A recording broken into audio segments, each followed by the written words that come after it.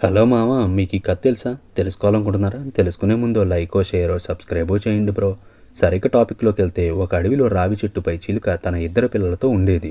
ఒకరోజు పెద్ద గాలివాన రావడంతో చిలుక గూడు పడిపోయింది. తల్లి చిలుక చనిపోయింది.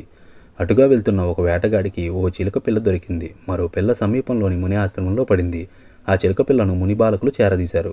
కొంతకాలానికి అవి పెద్దయ్యాయి. ఒకరోజు ఆ ప్రాంతం రాజు అడవిలో వేటకు వెళ్తుండగా వేటగాడి వద్ద పెరిగిన చిలుక రాజును చూసి, ఎవడో వస్తున్నాడు, తరిమేయండి వాణ్ణి అంటూ అరిచింది. రాజుకు ఆ చిలుకపై అసహ్యం వేసి ముందుకు కదిలాడు.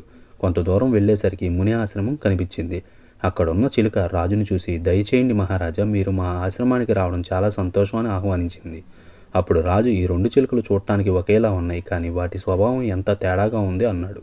దానికి ఆ చిలుక, వాడు నా తమ్ముడే మహారాజా, వేటగాడి వద్ద పెరగడం వల్ల అలా మారిపోయాడని చెప్పింది. నీతి: పెరిగిన వాతావరణం బట్టే ప్రవర్తన ఉంటుంది.